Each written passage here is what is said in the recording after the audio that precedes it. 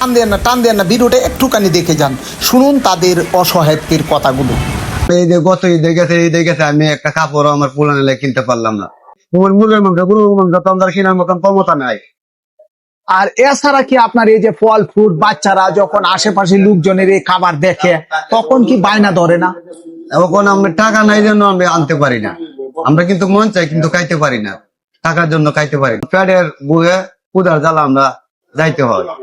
কোন সরকারি সাহায্য সহযোগিতা পাননি? না। রিক্সা নিয়ে গেছিলেন? জি।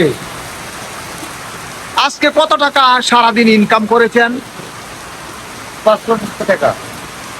এখন তো আকাশের অবস্থা ভালো না, বিজলি চমকাচ্ছে, বজ্রপাত হচ্ছে, ভয় আসেনি? বয় আছে, তারা দিনটি মারে বয় আছে, এই জন্য মানে ঘরের ভিতরে ঢুকলাম। একটু বসেন, আপনার সাথে একটু কথা বলি। ভয় পায় এর মধ্যে মনে হয় না আমরা গরিব মানুষ, এই কারণে আপনার ভয় পায়। আমি গাড়ি চালাই আমার বাসা দ্বারা আইছি। আচ্ছা, এই গাড়িটা কি আপনার নিজের? না, আমার গাড়িটা আমার নিজের না। গাড়িটা আমি একবার কিস্তি আনছি, মানে ওরা মাসা দিতে 5,000 টাকা দিতে প্রতি মাসা। মাসা হিসেবে কিস্তি চালান? জি। কয় মাস হয়েছে? আপনার ধরুন এই গাড়িটার দাম হয়েছে আপনার 65,000 টাকা। মানে 65,000 টাকা হলে আল্লাহ কয় মাস দিতে হয়। খাওয়া দাওয়া করে খরচ করতে করে দিতে হয় টাকাটা। আমি ইনকাম করতে পারি না। পরিবারের সদস্য সংখ্যা কতজন? পরিবারের সদস্য সংখ্যা হয়েছে আপনার 7 জন। 7 জনের মধ্যে আপনার স্ত্রী অন্য কোনো কাজ করে না? কাজ করতে পারে না। কেন কাজ করতে পারে না? উনি মানুষের লোক, কাজ করতে পারে না। একটু এটে যাইতে পারে না, কাজ লাগে।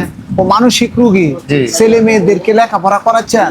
ছেলে মেয়েদের লেখাপড়া করাইতে পারলাম না, বুঝলেন। আমার তো কষ্টের গুণের কারণে। কয় ছেলে কয় মেয়ে? 3 ছেলে 2 মেয়ে। প্রথম সন্তানের বয়স কত? 16 বছর। সে কি করে? সে এই যে কাজ কাম সময় করতে পারে না। তাহলে আপনার কিস্তি চালিয়ে সংসার চালানো সম্ভব হয় না? সংসার চালাইতে পারি না তো, গাড়ি ডিস্টার্ব হয়ে জায়গা, টাকা পয়সা লাগে। আপনার জমি জমা নাই? না, আমার বাড়ি ঘর কিছু নাই। আপনার বাড়িটা কোন এলাকায়? সাজনপুর। সাজিদপুর কোন জায়গায়? মাছপাড়া থানা নিকলি, জেলা কিশোরগঞ্জ। কিন্তু আপনি কি সরকারিভাবে কোনো সাহায্য সহযোগিতা পাননি? আপনার স্ত্রী অসুস্থ, মানসিক রোগী যেহেতু বলতেছেন, না, কর্মক্ষম বলছেন। না, এগুলো আমি পাই না। আপনি কি কখনো চেষ্টা করেছেন সরকারি সাহায্য সহযোগিতার জন্য?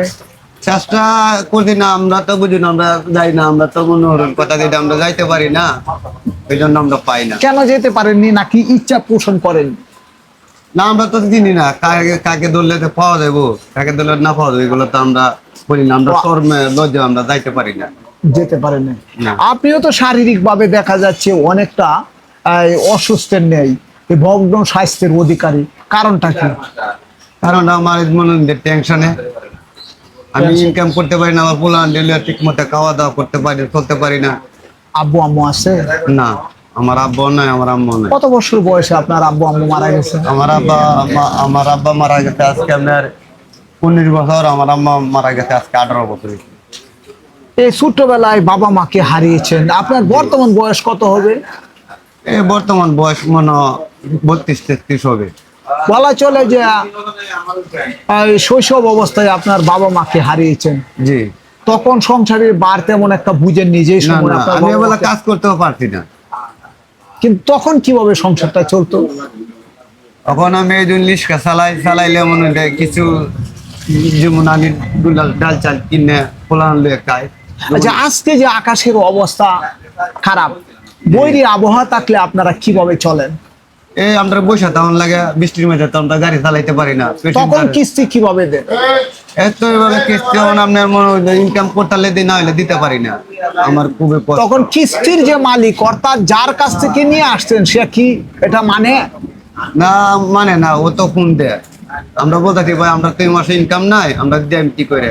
ওইটা তো কথা না, তোমার তো দিতে হবে কিস্তি। মানে এক কথায় আকাশের অবস্থা খারাপ থাকলেও মালিক পক্ষ বুঝতে চাননি। না, মালিকে বোঝে না। ক্ষুধার জ্বালা তো আর আসলে আপনাদের যে সমস্যা এগুলো বুঝতে চায় না। না, এগুলো বুঝে না। সন্তান সন্ততির কাছে যখন পর্যাপ্ত পরিমাণে টাকা দিতে না পারেন, ঈদ আসে বা বিভিন্ন সময় আসে, এই সময়ে আপনার সীমিত ইনকাম দিয়ে সকলের চাহিদা মিটাতে পারেন? না, পারি না। কারণ এই যে গত ঈদে গেছে আমি একটা কাপড়ও আমার পুরানো কিনতে পারলাম না। কুরবানির সময় হলে কি এই যে পরিমাণ মাংস সামাজিক ভাবে পান, এটা দিয়ে কতদিন চলে? এই কতদিন চলবে? বড় জোরে একদিন চলবে। যে পরিমাণ মাংস পান, জি। এরপর সারা বছরের মধ্যে কতবার মাংস কিনতে পারেন? না, আমি তো সারা বছরে মনে হয় বড় জোর বছরে 1-2 বার কিনতে পারি। আমার গরুর মাংস তো আমার কেনার মতন ক্ষমতা নাই। আর এছাড়া কি আপনার এই যে ফল ফ্রুট বাচ্চারা যখন আশেপাশে লোকজনের এই খাবার দেখে তখন কি বায়না ধরে না? এখন আমি টাকা নাই জন্য আমি আনতে পারি না। আমরা কিন্তু মন চাই, কিন্তু খাইতে পারি না, টাকার জন্য খাইতে পারি না। এই রিক্সা চালিয়ে আপনাদের জীবন ধারণ করাটা বর্তমানে গ্রামে থেকে কষ্টকর বলে মনে করছেন? কষ্ট হইতো, আমাদের কষ্ট। এই যে শরীরে তো কাঁপুনি ধরছে, এখন তো আপনার বৃষ্টির মধ্যে আবার বেরোতে হবে, তা না হলে তো মাস শেষে আপনাকে কিস্তি দেওয়াটাই সমস্যা হয়ে যাবে। জি। সেক্ষেত্রে আপনারা কি সরকারিভাবে সাহায্য সহযোগিতা কিংবা যারা বিত্তশালী আছে তাদের কাছে চান না কখনো? না, আমরা চাই না। মনে হয় আমরা গরিব মানুষ, আমরা গেলে বলে যা নাইগা এগুলো বলবে। যে কারণে কর্ম করে আপনার কর্ম করে এই যে অসুস্থ তার চিকিৎসার ব্যয় বহন করতে এবং পাশাপাশি আপনাদের ছেলে মেয়েদের লেখাপড়া করাতে গিয়ে হিমশিম খেতে হয়। জি। আজকে যে বৈরী আবহাওয়া, জি। বিজলি চমকাচ্ছে, জি। আকাশে গর্জন, তারপরে এখন যাবেন? বৃষ্টি কুটলে আবার যাইতে হবে। এখন তো আর দেওয়া যাবে না বৃষ্টির মধ্যে। দেখেন না, আমি তো কাঁপতাছি। আমরা তো বুঝি নন প্যাডের বুয়ে কুদার জ্বালা আমরা যাইতে হয়। আপনার নাম? আমার নাম কুকন। শহরমুখী হননি কখনো? না, আমি অত্যাধিক শহরমূর্তি হইতে পারি না। আমি একা ইনকাম করতে পারি, এরা ইনকাম করতে পারে না। 7 জনের রোজগার করতে গিয়ে আপনাকে হিমশিম খেতে হচ্ছে। জি। তাই ঝড় বৃষ্টি উপেক্ষা করেও আপনি যাইতে হয়। সম্মানিত দর্শক, আপনারা নিশ্চয়ই শুনেছেন আসলে তার মানবিক আকুতির যে বিষয়টি আমি আপনাদের সামনে তুলে ধরলাম, সেটি হচ্ছে আসলে যারা হতদরিদ্র, যারা অসহায়, যাদের পরিবারে সদস্য সংখ্যা একাধিক, যারা একমাত্র গাড়ির উপরে নির্ভর করে চলে, তাদের জীবনটাতে কত কষ্টকর, তাই এই মুহূর্তে আপনারা সেই চালকের মুখ থেকে শুনলেন। আর আসলে যারা বিত্তশালী আছেন, যারা সরকারি পৃষ্ঠপোষকতা করেন, যারা রাজনৈতিক ব্যক্তিত্ব আছেন, তারা এই সকল অসহায়দের দিকে তাকানো উচিত। তাদের গাড়ি আনতে গিয়ে কিস্তিতে আনতে হয় অনেক সময়, আর কিস্তির টাকা পরিশোধ করতে গিয়ে সংসারে অনেক সময় অভাব অনটন দূর করতে পারে না। আর ছেলে মেয়েদের যে সীমাহীন চাহিদা থাকে, এটা স্বাভাবিক, চাহিদাও পূরণ করতে পারে না। পাশাপাশি লেখাপড়া এমনকি স্থির চিকিৎসা করার বিষয়টি যেভাবে তুলে ধরেছেন সেটা আসলেই মর্মাহত। আর এ সকল অসহায়দের দিকে আমরা সকলে মানবতার দৃষ্টিতে তাকাই, আর তাদের ন্যায্য অর্থাৎ পারিশ্রমিক দিতে আমরা যেন কেউ কৃপণতা না করি। সকলে আপনারা সেই দিক বিবেচনা করুন। মানুষ মানুষের জন্যে, মানুষ মানুষের তরে, মানুষ মানুষের কল্যাণে নিয়োজিত থাকুক, এই উদারত আহ্বান এই মুহূর্তে বৈরী আবহাওয়ার মধ্যে দিয়ে আমি বিদায় নিলাম। আর ভাইটির জন্য আমার দোয়া এবং শুভকামনা রইল। তবে সামর্থ্য অনুযায়ী চেষ্টা করব তাকে সহযোগিতা করার লক্ষ্যে। এই যে বৃষ্টির মধ্যে আবার বেরিয়ে গেছেন, আপনার পরিবার পরিজন যারা আছে তারা ভয়ে থাকবে না? বয়ে থাকবে।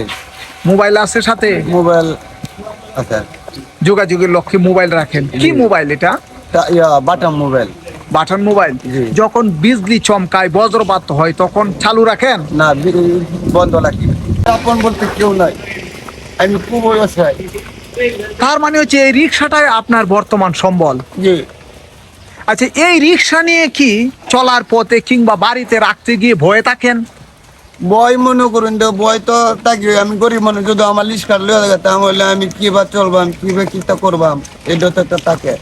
সেক্ষেত্রে কি রাত্রে পাহারায় জেগে থাকতে হয়? না, আমরা জেগে তাই সময় মনে করুন আমরা তো লাইতে যখন বাজারে যাই, আজ যাই উঠলে লাইতে উঠলে দেখি আর কি। নজরে রাখেন যাতে করে এই শেষ সম্বলটুকুও হারিয়ে না যায়। জি।